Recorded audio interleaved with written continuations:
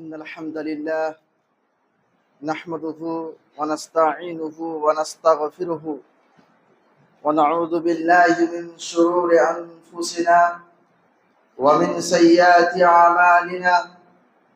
من يهده الله فلا مضل له ومن يضلله فلا هادي له، وأشهد أن لا إله إلا الله وحده لا شريك له، وأشهد أن محمدا عبده ورسوله. يا أيها الذين آمنوا اتقوا الله حق تقاته ولا تموتن إلا وأنتم مسلمون. يا أيها الناس اتقوا ربكم الذي خلقكم من نفس واحدة وخلق منها زوجها وبث منهما رجالا كثيرا ونساء، واتقوا الله الذي تساءلون به والأرحام إن الله كان عليكم رقيبا. يا أيها الذين آمنوا اتقوا الله وقولوا قولا سديدا يصلح لكم أعمالكم ويغفر لكم ذنوبكم، ومن يطع الله ورسوله فقد فاز فوزا عظيما. أما بعد، فإن خير الحديث كتاب الله، وخير الهدي هدي محمد صلى الله عليه وسلم، وشر الأمور محدثاتها، وكل محدثة بدعة، وكل بدعة ضلالة، وكل ضلالة في النار. أعوذ بالله من الشيطان الرجيم. بسم الله الرحمن الرحيم. إن إبراهيم كان أمة قانتا لله حنيفا ولم يكن من المشركين، شاكرا لأنعمه اجتباه وهداه إلى صراط مستقيم، وآتيناه في الدنيا حسنة وإنه في الآخرة لمن الصالحين. ثم أوحي إليك أن اتبع ملة إبراهيم حنيفا وما كان من المشركين. وقال الله تبارك وتعالى في القرآن المجيد: واتخذ الله إبراهيم خليلا. وقال الله تبارك وتعالى في القرآن المجيد: وإذ ابتلى إبراهيم ربه بكلمات فأتمهن. وقال النبي صلى الله عليه وسلم: أربع لا تجوز في الأضاحي: العوراء بين عورها، والمريزة بين مرزها، والأرجاء بين زرعها، والكثير التي لا تنقي. حاضرین جمعہ، معزز علماء کرام، محترم بزرگان دین اور معزز ساتھیوں، سب سے پہل اس رب العزت کی تعریف، وہ توصیف، وہ حمد و ثنا، وہ کبریائی، وہ بڑائی، وہ بزرگی کی تعریف کی جائے، جس نے ہم بنی نوع انسان کو اس دنیا کے اندر اشرف المخلوقات بنا کر بھیجا، اور ہمیں اس دنیا کے اندر پیدا کر کے یوں ہی نہیں چھوڑ دیا، بلکہ ہماری رشد و ہدایت کے لیے، ہمیں صحیح دین کی طرف چلانے کے لیے، ہمیں راہ راستے کی طرف گامزن کرنے کے لیے، ہمیں ہدایت کرنے کے لیے کم و بیش 1,24,000 انبیاء علیہم السلام کو اس روئے زمین پر مبعوث فرمائے۔ بعدہ ہزاروں ہزار درود و سلام ہو آمنہ کے لال، عبداللہ کے لخت جگر، عبد المطلب کے نور نظر، آخر الزمان، خاتم النبیین والمرسلین صلی اللہ علیہ وسلم کی ذات گرامی پر۔ اللہم صلی علی محمد وعلى آل محمد كما صليت على إبراهيم وعلى آل إبراهيم إنك حميد مجيد. اللهم بارك على محمد وعلى آل محمد كما باركت على إبراهيم وعلى آل إبراهيم إنك حميد مجيد. محترم مسلیان اکرام، اللہ تبارک و تعالیٰ نے اس دنیا کو آزمائش کا گھر بنایا ہے. انسان کی حقیقت، اس کی ایمان کی مضبوطی، اس کے صبر و استقامت اور اس کی اطاعت و وفاداری کا امتحان مختلف حالات کے ذریعے لیا جاتا ہے. چنانچہ اس روئے زمین پر جتنے بھی انبیاء علیہ السلام تشریف لائے، ان میں سے ہر ایک کو سخت ترین مختلف آزمائشوں سے گزرنا پڑا.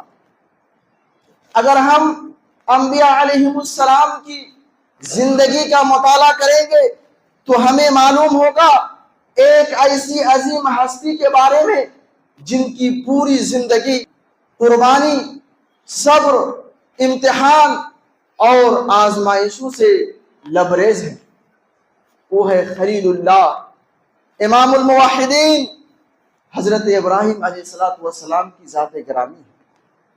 اللہ تبارک و تعالیٰ نے ارشاد فرمایا وَإِذِ ابْتَلَىٰ إِبْرَاهِيمَ رَبُّهُ بِكَلِمَاتٍ تَمَّهُنَّ، کہ اللہ تبارک و تعالیٰ نے ابراہیم علیہ السلام کو مختلف کلمات کے ذریعے آزمایا اور آپ نے انہیں کر دکھایا. معزز سامعین، حضرت ابراہیم علیہ السلام کی زندگی میں بے شمار آزمائشیں آئی، مگر ہر آزمائش میں آپ نے صبر، کامل اطاعت کا پیکر بن کر سامنے آئے. آپ نے ہر آزمائش کا سامنا کیا اور اللہ کے فضل و کرم سے آپ ہر آزمائش میں کامیاب ہوئے. محترم سامعین، آج کے اس خطبہ جمعہ میں میں آپ حضرات کے سامنے حضرت ابراہیم علیہ السلام کی 3 آزمائشوں کو کتاب و سنت کی روشنی میں بیان کرنے کی کوشش کروں گا. اللہ تبارک و تعالیٰ سے دعا ہے کہ بار الہٰ ہمیں صحیح صحیح بولنے اور سامعین کو ہماتن گوش ہو کر سننے کا موقع عنایت فرمائے. آمین. اللہ تبارک و تعالیٰ قرآن مجید کے اندر ارشاد فرماتا ہے وَاتَّخَذَ اللَّهُ إِبْرَاهِيمَ خَلِيلًا، کہ اللہ تبارک و تعالیٰ نے ابراہیم علیہ السلام کو اپنا دوست بنا لیا، اپنا خلیل بنا لیا. یہی نہیں بلکہ اللہ تبارک و تعالیٰ نے قرآن مجید کے اندر 69 مقامات پر حضرت ابراہیم علیہ السلام کے بارے میں ذکر فرمایا. ان کے واقعات کو بار بار بیان کر کے ان کی تعریف کرتے ہیں.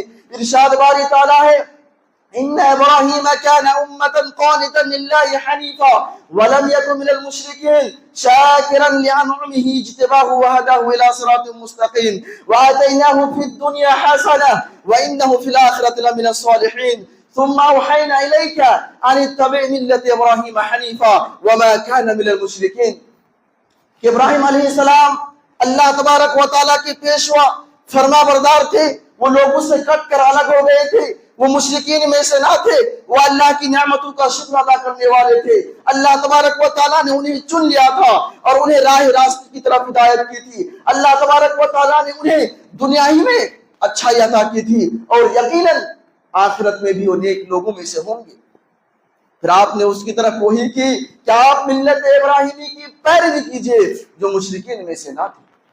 محترم سامعین، اللہ تبارک و تعالیٰ نے حضرت ابراہیم علیہ السلام اللہ تبارک و تعالیٰ کے برگزیدہ بندہ ہونے کے ناطے بھی اللہ تبارک و تعالیٰ نے انہیں طرح طرح سے آزمایا ہے اور ہر آزمائش میں اللہ کے فضل و کرم سے وہ کامیاب ہوئے. محترم سامعین، اب آئیے ہم حضرت ابراہیم علیہ السلام کی حالات زندگی کا جائزہ لیتے ہیں کہ جب حضرت ابراہیم علیہ السلام اس روئے زمین پر اپنی آنکھیں کھولی تھی، جب اللہ تبارک و تعالیٰ نے حضرت ابراہیم علیہ السلام کو اس روئے زمین پر پیدا کیا تھا تو ایک ایسے گھر میں پیدا کیا جو شرک کا مرکز تھا. ایک ایسی بادشاہ کی حکومت میں پیدا کی تھی جو بہت ہی ظالم اور خطرناک بادشاہ تھے، جو اپنے آپ کو خدائی کا دعویٰ کہلاتے تھے اور لوگوں کو ڈرا کر دھمکا کر اپنوں کی عبادت کرواتے تھے. اللہ تبارک و تعالیٰ نے ایک ایسے والد کے کوکھ میں حضرت ابراہیم علیہ السلام کو پیدا کیا جو خود بت پرستی کرتے تھے، بتوں کو بناتے تھے، اپنے ہاتھوں سے بتوں کو بنا کر بازاروں میں بیچا کرتے تھے، اور وہ ہے آزر جو حضرت ابراہیم علیہ السلام کے والد محترم ہیں۔ ان بستیوں میں، یعنی ایسے بستی میں اللہ تبارک و تعالیٰ نے انہیں پیدا کیا کہ وہ سارے کے سارے بستی والے شرک میں ڈوبے ہوئے تھے، اور خصوصاً حضرت ابراہیم علیہ السلام کے والد کا جو گھر تھے، یعنی جس گھر میں انہوں نے آنکھیں کھولی تھی، وہ تمام بستیوں کا ایک مرکز تھا، شرک کو سکھانے کا ایک اڈا تھا۔ لیکن اللہ کا کرشمہ دیکھیے کہ اللہ تبارک و تعالیٰ نے ایک شرک کے مرکز میں حضرت ابراہیم علیہ السلام کو پیدا کیا، اور اللہ تبارک و تعالیٰ نے انہیں پیدا کر کے یوں ہی نہیں چھوڑ دیا، بلکہ اللہ تعالیٰ نے انہیں بچپن ہی سے شدھ بدھ عطا کی تھی، عقل سلیم سے نوازا۔ جب وہ اپنے ہوش سنبھالے تو دیکھا کہ چاروں طرف شرک پھیلا ہوا ہے، اور خصوصاً یہ شرک جو پھیلتا ہے اس کا مرکز ہمارا گھر ہی ہے، کیونکہ ان کے والد محترم آزر خود اپنے ہاتھ سے بتوں کو بناتے تھے، بتوں کا پوجا کرتے تھے، بتوں کی پرستش کرتے تھے، بتوں کے آگے سر تسلیم خم کرتے تھے۔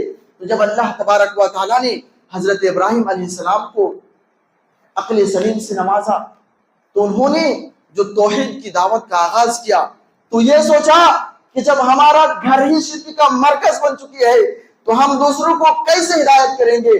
انہوں نے یہ سوچا کہ سب سے پہلے توحید کی آغاز کا آغاز جو کریں گے تو اپنے گھر ہی سے آغاز کرنا شروع کیا۔ اس سے معلوم یہ ہوتا ہے میرے بھائی اور دوستو کہ اگر ہم کسی کو کسی بھلائی کی طرف گامزن کرتے ہیں تو سب سے پہلے ہم اپنے گھروں کا جائزہ لیں۔ اگر آپ کا گھر صحیح ہے، آپ کی اولاد صحیح ہے، تب آپ دوسروں کے گھرانے میں کہہ سکتے ہیں یا دوسروں کی اولاد کو کہہ سکتے ہیں۔ چنانچہ حضرت ابراہیم علیہ السلام نے اپنے والد آزر سے کہا، اے میرے والد محترم، آپ جو یہ بتوں کو بناتے ہیں، اس کو بیچتے ہیں، اس کی پرستش کرتے ہیں، انہیں کی پوجا کرتے ہیں، ان کی بھکتی کرتے ہیں، کیا یہ نفع نقصان کے مالک ہے؟ یہ نہ سن سکتا ہے، نہ بول سکتا ہے، نہ کسی کی حفاظت کر سکتے ہیں، یہاں تک کہ یہ اپنے آپ کی بھی حفاظت نہیں کر سکتے، تو اس کے آگے سر تسلیم خم کر کے کیا فائدہ؟ جب حضرت ابراہیم علیہ السلام نے یہ کہا تو آزر یعنی ان کے والد محترم غصہ گئے اور کہا، اے ابراہیم، چھوٹا منہ بڑی باتیں کرتے ہو، تم ہمارے معبودوں کے بارے میں برا بھلا کہتے ہو، تمہیں ڈر نہیں ہے، تمہیں خوف نہیں ہے؟ اگر تم اس طرح ہمارے معبودوں کے بارے میں برا بھلا کہو گے، نکتہ چینی کرو گے، تو ہم تمہیں گھروں سے نکال دیں گے۔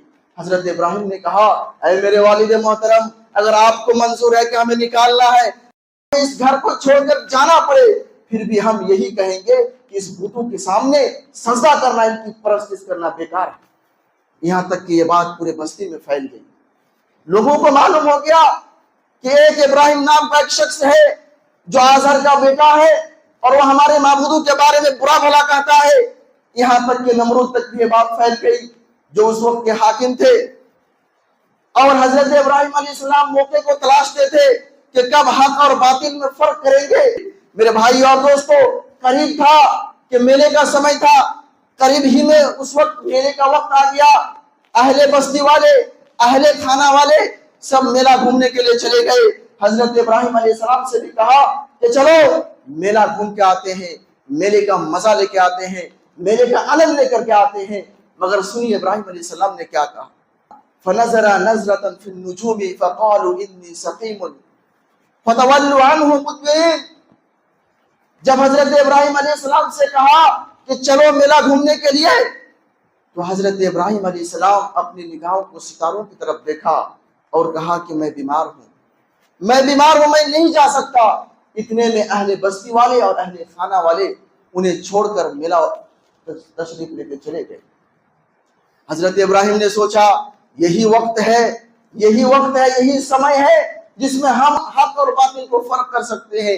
چنانچہ حضرت ابراہیم علیہ السلام نے اپنے کندھوں میں کلہاڑی کو لے کر گھر سے نکل گیا، اور ہیکل نام کا ایک مندر تھا، اس مندر میں جا کر آپ داخل ہوئے، اور اس میں بہت سارے بتوں کو رکھا ہوا تھا۔ ان میں سے ایک بت جو سب سے بڑا ہے، ان کو چھوڑ کر سارے بتوں کو چکنا چور کر دیا، اور اس بڑے بت کے کندھوں پر کڑھالی کو لٹکا کر واپس چلے آئے۔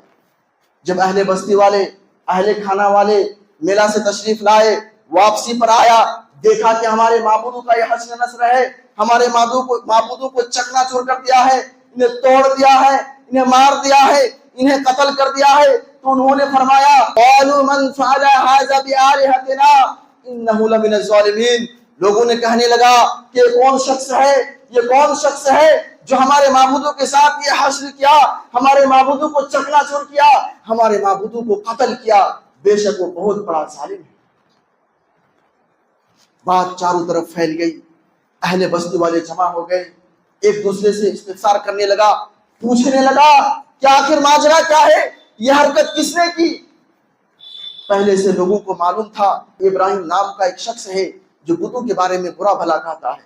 ان میں سے کسی نے کہا کہ یہ کام ابراہیم ہی کر سکتا ہے کیونکہ یہ ہمارے معبودوں کے بارے میں برا بھلا کہتے تھے۔ چنانچہ حضرت ابراہیم علیہ السلام کو اس مجمع میں بلایا گیا اور پوچھا ان کے والد محترم آزر نے کہ کیا تم نے یہ کام کیا ہے؟ حضرت ابراہیم نے جواب دیا کہ میں نہیں بول سکتا، یہ کس نے کیا مجھے معلوم نہیں، یہ جب تمہارے معبود ہے تو اس سے پوچھو، وہی کہہ سکتا ہے۔ مجھے تو لگ رہا ہے کہ جو بڑا بت کے کندھا میں کلاڑی ہے یہی اپنے چھوٹے کو مار دیا ہے، اپنے چھوٹے کو ختم کر دیا ہے۔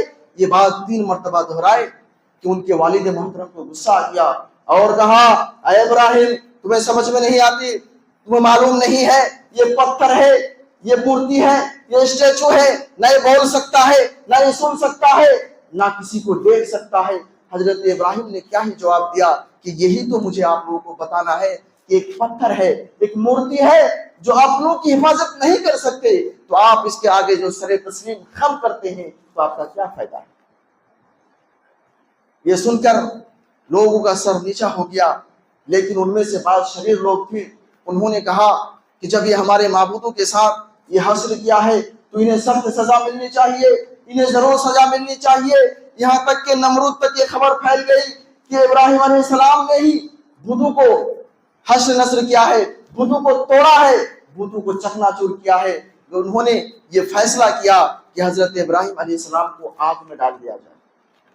یہ بات مجمع میں طے ہو گئی، لگاتار 3 دن تک لکڑیوں کو جمع کیا اور اتنی تیز آگ لگائی گئی، آگ اتنی شعلہ زن تھی کہ آس پاس میں جتنے بھی سامان تھے سب آگ میں جھلس گئے، حتیٰ کہ اگر اس آگ کے اوپر سے اگر کوئی پرندہ بھی گزرتی تو وہ بھی جل کر راکھ ہو گئی۔ اتنی تیز آگ میں نمرود نے حکم دیا کہ وہ ابراہیم کو اس آگ میں ڈال دیا جائے۔ میرے بھائی اور دوستو، حضرت ابراہیم نے اپنی جان کی پرواہ نہ کرتے ہوئے یہ کلمات کہتے ہوئے آگ میں کود گئے، حسبنا اللہ ونعم الوکیل، یہ کہہ کر حضرت ابراہیم علیہ السلام آگ میں کود گئے۔ جب آگ میں کودے اس وقت اللہ تبارک و تعالیٰ نے ارشاد فرمایا یا نار کونی بردا وسلام علی ابراہیم، کہ آگ تو ابراہیم علیہ السلام پر ٹھنڈی ہو جا، سلامت والی آگ بن جا۔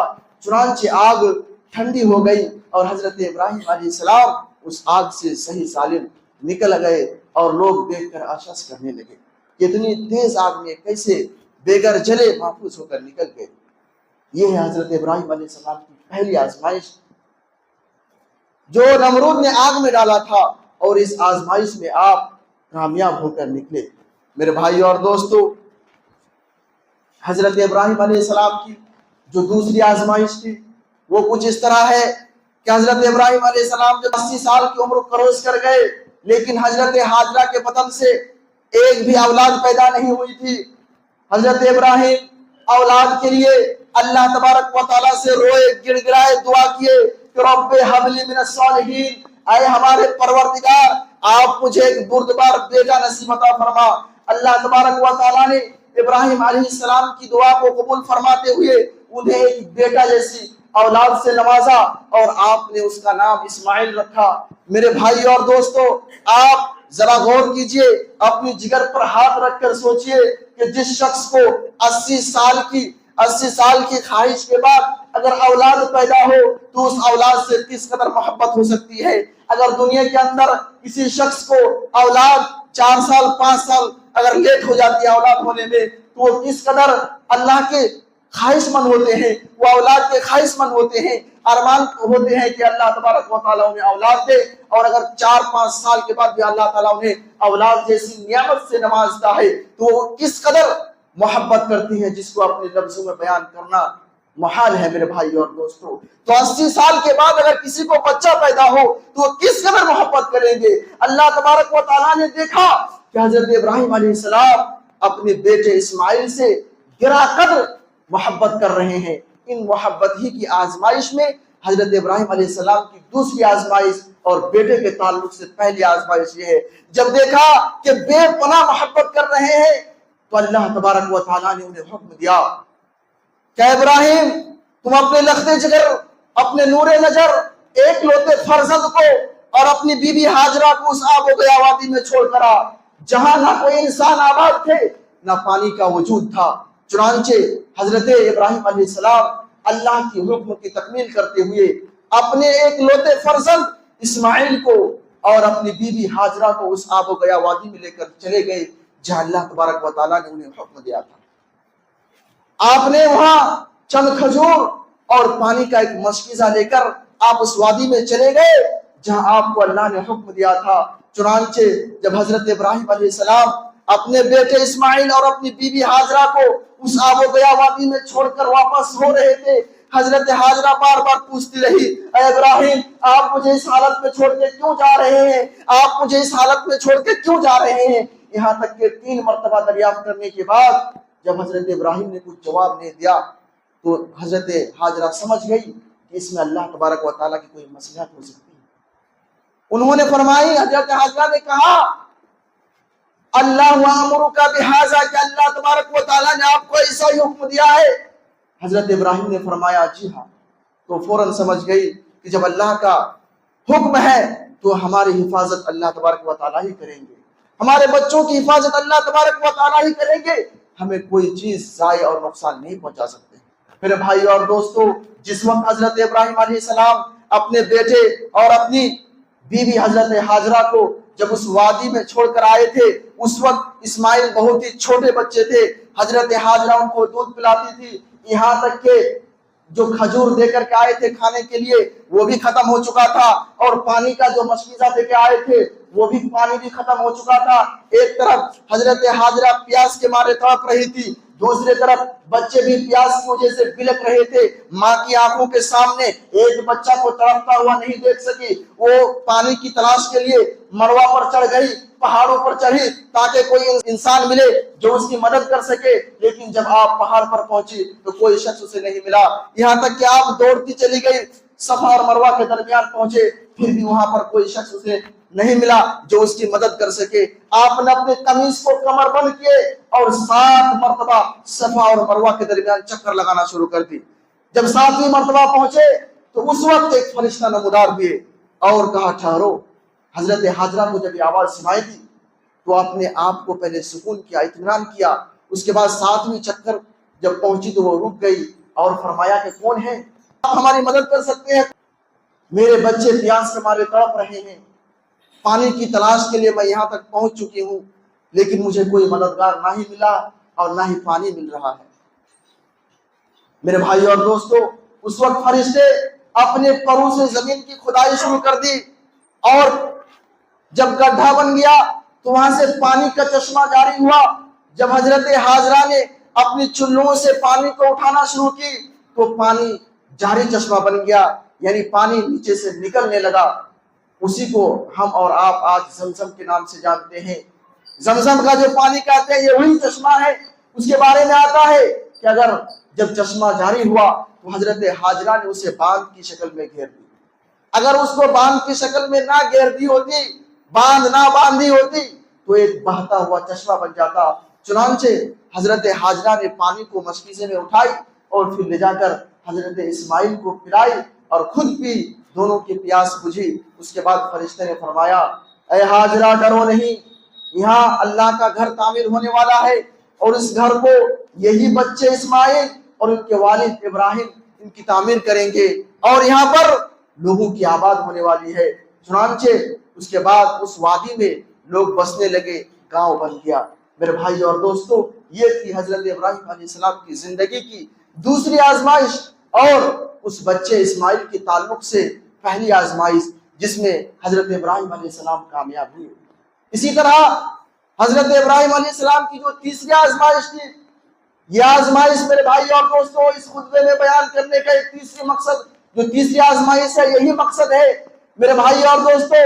جب حضرت ابراہیم علیہ السلام جوانی کی عمر میں پہنچے، جب وہ جوان ہوئے تو اللہ تبارک و تعالیٰ نے دیکھا کہ پھر بھی حضرت ابراہیم اپنے بچوں اسماعیل سے محبت کر رہے ہیں، تو اللہ تبارک و تعالیٰ نے پھر ان کی تیسری آزمائش کے لیے اس طرح ہے کہ خواب میں دکھایا وہی کے ذریعے کہ حضرت ابراہیم علیہ السلام اپنے لخت جگر، اپنے نور نظر ایک لوتے فرزند کو اپنے ہاتھ سے ذبح کر رہے ہیں۔ میرے بھائی اور دوستو، جب خواب میں دیکھا ابراہیم علیہ السلام تو اللہ تعالیٰ کی یہ حکم فوراً سمجھ گئے، اور پھر اس حکم کو عملی جامہ پہنانے کے لیے حضرت ابراہیم اسماعیل علیہ السلام کے پاس دوڑ کر چلے آئے اور کہا یا بنی انی اری فی المنام انی اذبحک فانظر ما تری، اے میرے لخت جگر، اے میرے نور نظر، اے میرے اکلوتے فرزند، میں خواب میں دیکھ رہا ہوں کہ میں تمہیں ذبح کر رہا ہوں، اس کے بارے میں تمہارا کیا خیال ہے؟ کیا تم اس حکم کو تکمیل کرنے دو گے؟ میرے بھائی اور دوستو، اولاد کی جواب سنیے، بیٹے کی جواب سنیے، وہ کیا کہہ رہے ہیں؟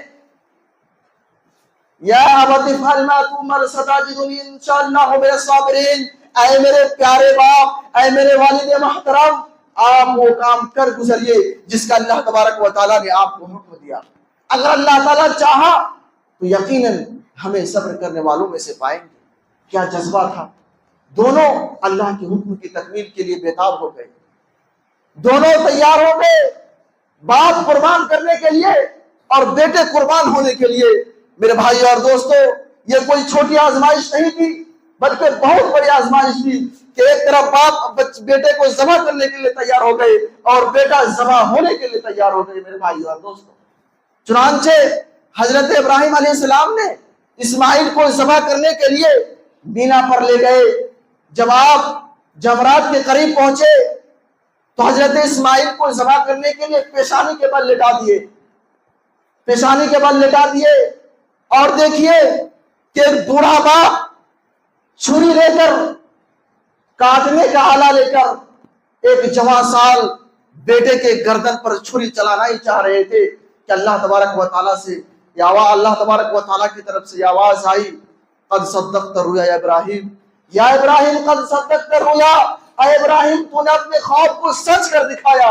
میرے بھائی اور دوستو، اللہ تبارک و تعالیٰ نے اسی وقت آسمان سے ایک مینڈھا، ایک جانور کی شکل میں بھیجا، جو حضرت اسماعیل کی جگہ پر حضرت ابراہیم نے اس جانور کو ذبح کیا۔ اسی لیے آج ہم اور آپ قربانی کرتے ہیں، جانوروں کو ذبح کرتے ہیں۔ آپ ذرا دل میں سوچ کر دیکھیے کہ اگر حضرت ابراہیم علیہ السلام نے اسماعیل ہی کی ذبح کر دیتے تو آج ہم اور آپ کو اپنے بیٹے کو ذبح کرنا پڑتا۔ میرے بھائی اور دوستو، اللہ کا شکر ادا کیجئے کہ اللہ تبارک و تعالیٰ نے ہمیں اس طریقے سے نہیں آزمایا، بلکہ جب دیکھا کہ ابراہیم علیہ السلام نے خواب کو سچ کر دیا، اپنے بیٹے کو کاٹنے کے لیے آمادہ ہو گئے، تیار ہو گئے، تب اس کی جگہ پر تحفہ میں سمجھے کہ جانور دیا، جسے ہم اور آپ آج قربانی کے نام سے جانتے ہیں۔ میرے بھائی اور دوستو، ان تینوں آزمائشوں کو آپ کے سامنے بیان کرنے کا مطلب اور ماخذ یہی ہے میرے بھائی اور دوستو، کہ آپ اپنے ایمان کا جائزہ لیں کہ اللہ تبارک و تعالیٰ نے کتنے طریقے سے حضرت ابراہیم کو آزمایا، لیکن اللہ کے فضل و کرم سے وہ ہر آزمائش میں دینی طور پر، جسمانی طور پر، دماغی طور پر اتر آئے اور پھر کامیاب ہوئے۔ اس سے ہمیں یہ سبق لینی چاہیے کہ اگر اللہ تبارک و تعالیٰ ہمیں کسی بھی طریقے سے آزمائے، گرچہ وہ کوئی بیماری کی شکل کیوں نہ ہو، تو ہمیں اللہ کا صبر، اللہ پر توکل کرنا چاہیے، کامل یقین ہونی چاہیے، اور پھر ہمیں اور آپ کو اللہ پر بھروسہ کر کے ہمیں صبر کے ساتھ کام لینا چاہیے۔ میرے بھائی اور دوستو، آپ کو معلوم ہو گیا ہوگا کہ یہ تیسری جو آزمائش تھی، انہی کی مناسبت سے آج ہم اور آپ قربانی کرتے ہیں، لیکن قربانی کے تعلق سے بس چند منٹ کچھ بولنا مناسب سمجھتا ہوں کہ قربانی، اس کی حکمت کیا ہے، کیا یہ سنت ہے یا واجب ہے؟ میرے بھائی اور دوستو، تمام احادیث کو مد نظر رکھتے ہوئے بات یہاں تک پہنچتی ہے کہ یہ قربانی واجب نہیں ہے بلکہ سنت ہے، لیکن اگر کوئی شخص صاحب استطاعت کے باوجود اگر قربانی چھوڑ دے تو ان کا کیا حکم ہے؟ اللہ کے رسول صلی اللہ علیہ وسلم نے ان کے بارے میں فرمایا کہ جو شخص قربانی نہیں کرتا وہ ہماری عیدگاہ میں نہ آئے۔ تو اس سے معلوم یہ ہوا کہ اگر آپ صاحب استطاعت ہے، آپ کے پاس قربانی کی صلاحیت ہے، دینے کی استطاعت ہے، آپ کے پاس روپے پیسے ہیں، تو آپ یقین جانیے کہ آپ کو قربانی نہیں چھوڑنا۔ اگر آپ قربانی دینا چھوڑ دیتے ہیں تو گویا آپ سنت ابراہیمی سے محروم ہو جاتے ہیں۔ تو اب معلوم ہوا کہ یہ قربانی واجب نہیں بلکہ سنت ہے، لیکن صاحب استطاعت والے کو ہر حال میں قربانی کرنا ہوگا۔ اب آئیے اس کے بارے میں چند مسائل بیان کرنا مناسب سمجھتے ہیں، کیونکہ ابھی آپ کو جانور انتخاب کرنے کا ماحول ہے، وقت ہے، بالکل قریب ہی ہے کہ عید الاضحیٰ آ جائے۔ میرے بھائی اور دوستو، سب سے پہلا جو مسئلہ آتا ہے وہ یہ ہے کہ جو شخص قربانی کر رہے ہیں چاہے کہ وہ عید الاضحیٰ کے چاند نکلنے کے بعد اپنا بال اور ناخن نہ کاٹے۔ اسی طرح نمبر 2، قربانی کے جانوروں کا جو ہم انتخاب کریں گے تو کس کس طرح کے جانوروں کو ہم انتخاب کر سکتے ہیں۔ اللہ تبارک و تعالیٰ قرآن مجید کے اندر بہیمۃ الانعام کا ذکر کیا ہے۔ بہیمۃ الانعام سے مراد 4 طرح کے جانور آتے ہیں۔ نمبر 1 اونٹ، نمبر 2 گائے، نمبر 3 بھیڑ، نمبر 4 بکری۔ معلوم یہ ہوا کہ ہم جب جانوروں کو انتخاب کریں تو ان 4 طرح کے جانوروں کو قربانی کے لیے انتخاب کر سکتے ہیں۔ اب سوال یہ پیدا ہوتا ہے کس طرح کے جانوروں کو قربانی کے لیے انتخاب کرنا درست نہیں ہے۔ اللہ کے نبی صلی اللہ علیہ وسلم نے ارشاد فرمایا، اربع لا تجوز فی الاضاحی، العوراء بین عورها، والمریضة بین مرضها، والعرجاء بین زرعها، والکثیر التي لا تنقی۔ 4 طرح کے جانوروں کا قربانی نہیں دے سکتے ہیں۔ اگر کسی جانور میں 4 عیب اگر ظاہر ہو تو آپ اس جانور کو قربانی کے لیے سلیکٹ نہیں کر سکتے، انتخاب نہیں کر سکتے ہیں۔ ان میں سے نمبر 1 کہ ایسا جانور جو بھینگا ہو، اس کا بھینگا پن بالکل واضح ہو۔ نمبر 2 ایسا جانور جو بیمار ہو اور بیماری بالکل ظاہر ہو۔ نمبر 3 ایسا جانور جو لنگڑا ہو اور اس کا لنگڑا پن بالکل واضح ہو۔ نمبر 4 ایسا کمزور نحیف یا لاغر جانور جس کے ہڈی میں گوشت نہ ہو۔ ان 4 عیوب میں سے کوئی بھی ایک عیب اگر کسی جانور میں پائی جاتی ہے تو آپ اس جانور کو قربانی کے لیے انتخاب نہیں کر سکتے۔ اسی طرح اب سوال یہ آتا ہے کہ کیا قربانی کے جانور کو انتخاب کرنے کے لیے یہ بھی دیکھا جائے کہ وہ کتنے سال کے ہیں، کتنے عمر کے ہیں؟ میرے بھائی اور دوستو، حدیث کے مطابق جانوروں کو جب آپ انتخاب کرتے ہیں تو آپ کو یہ دیکھ لینا چاہیے کہ وہ جانور دتا ہوا ہے یا نہیں۔ آپ انتخاب کر رہے ہیں تو اس وقت دیکھیے، پرکھیے، جانچیے کہ وہ جانور داتا ہوا ہے یا نہیں۔ صرف بھیڑ ہی ایسا جانور ہے جو بغیر داتا ہوا، یعنی اگر وہ 1 سال کے ہو جائے، 1 سال آپ کو اگر صحیح طور پر علم ہو کہ 1 سال کا ہو گیا ہے لیکن یہ داتا نہیں ہے تو آپ بھیڑ کی صرف قربانی کر سکتے ہیں۔ باقی جو جانور ہیں وہ داتا ہوا ہونا بالکل ضروری ہے۔